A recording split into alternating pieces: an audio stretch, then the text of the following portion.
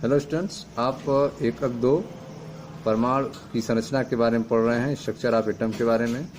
पिछले वीडियो में हमने अपरमाणविक कणों की खोज के बारे में बताया था, जिसमें आप इलेक्ट्रॉन की खोज के बारे में पढ़े थे, जो कि कैथोड किरण के माध्यम से हुई थी। उसके बाद जो है कैथोड किरण नलिका के बारे में आपने समझा, कैथोड किरण की क्या क्या प्रॉपर्टी होती है इसके बारे में आपको बताया गया। ठीक है, इसमें लास्ट में आप जो कैथोड किरण के सभी गुण के बारे में पढ़ा था, और उससे निष्कर्ष निकलता है कि इलेक्ट्रॉन जो हैं सभी परमाणुओं के मूल घटक होते हैं। ठीक है, इलेक्ट्रॉन जो हैं वो सभी पदार्थों के मूल घटक होते हैं। सभी पदार्थ में इलेक्ट्रॉन पाए जाते हैं। यहाँ पे जो है मूल कणों के गुण के बारे में एक चार्ट बनाया गया है। अभी तक आप केवल इलेक्ट्रॉन की खोज के बारे में पढ़े हैं, आगे चल के आपको प्रोटॉन और न्यूट्रॉन की खोज के बारे में भी बताया जाएगा। ठीक है, तो आइए देखते हैं। एक सारणी दिया है 2.1 मूल कणों के गुण के बारे में। मूल कण जो होते हैं वे इलेक्ट्रॉन, प्रोटॉन, न्यूट्रॉन होते हैं, जिनके मिलने से परमाणु बनता है। ठीक है, इनकी क्या क्या प्रॉपर्टी है। तो इलेक्ट्रॉन का जो चिन्ह होता है उसको स्मॉल ई से लिखते हैं। इलेक्ट्रॉन पे जो परम आवेश आया है वह -1.602176 × 10⁻19 कूलाम आया है।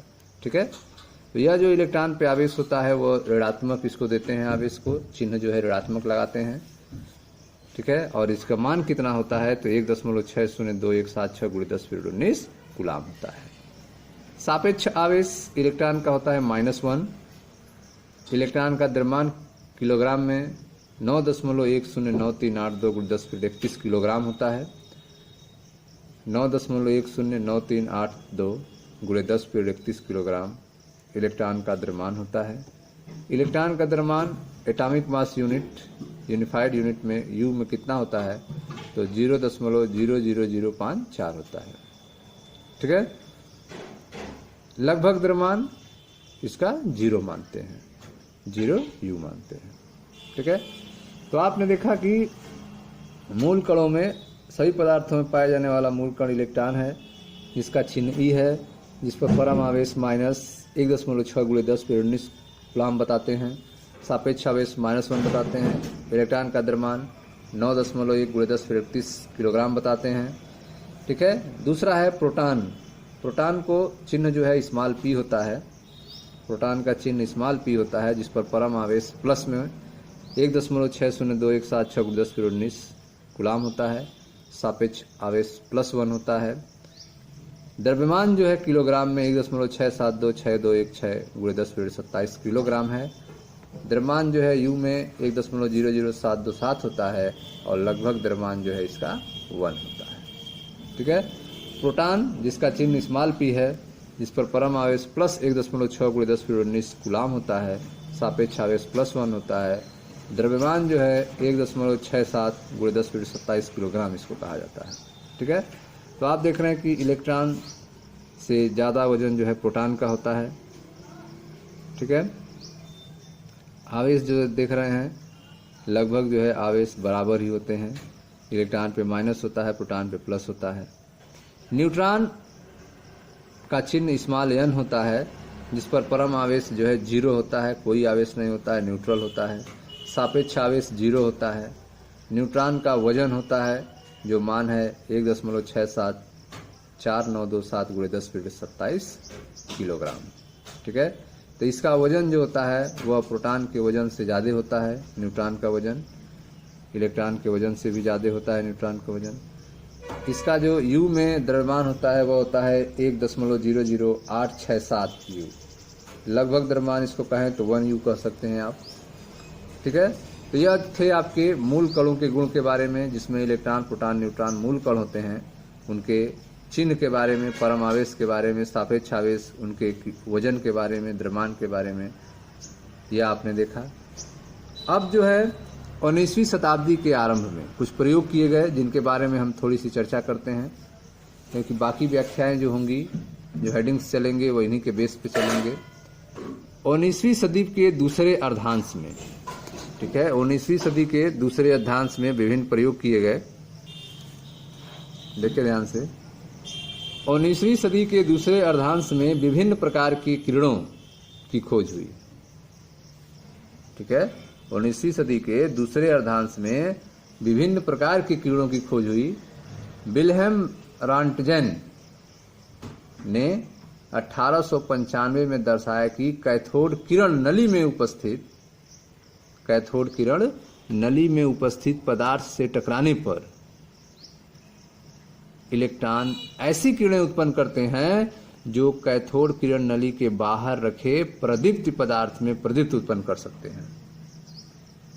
ठीक है, तो आप देख रहे हैं विलियम रॉन्टजेन ने 1895 में यह दर्शाया कि कैथोड किरण नली में एक ज्यादा मेल्टिंग पॉइंट का पदार्थ रख दिया जाए तो कैथोड किरणें जो हैं, इलेक्ट्रॉन्स जो हैं, वे जाके उससे टकराएंगी और टकराने के बाद उनसे एक नई किरण उत्पन्न होंगी जो बाहर रखे पदार्थ से टकराने पर प्रदीप्त उत्पन्न करेंगी, चमक उत्पन्न करेंगी।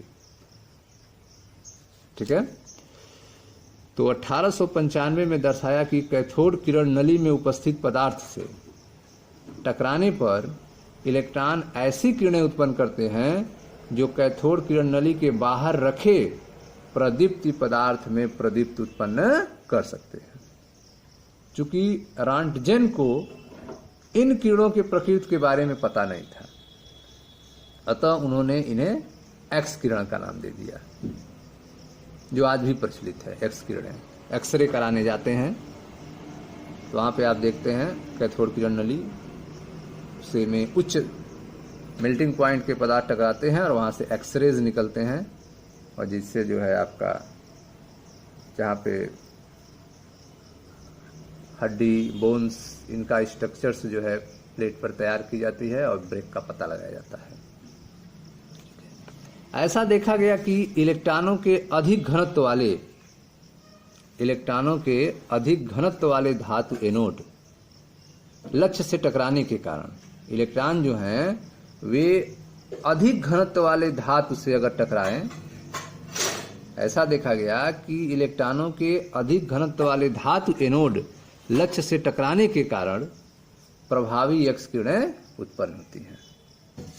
ठीक है, अधिक घनत्व का एनोड का यूज किया जाए, टारगेट बनाया जाए एनोड को, और उस पर इलेक्ट्रॉन जाके, कैथोड किरण जाके टकराएं तो उनसे एक्स किरण उत्पन्न होता है।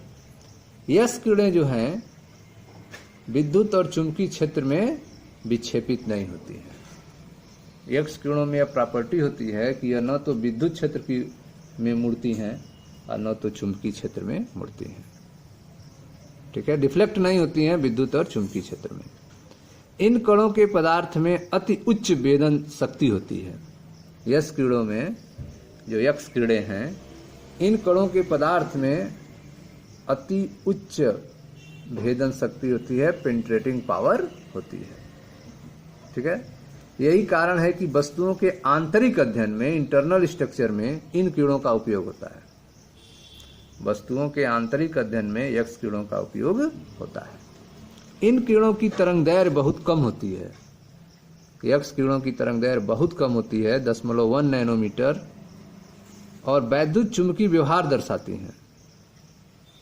ठीक है, एक्स किरणों की तरंगदैर्घ्य बहुत कम होती है और ये वैद्युत चुंबकीय व्यवहार दर्शाते हैं।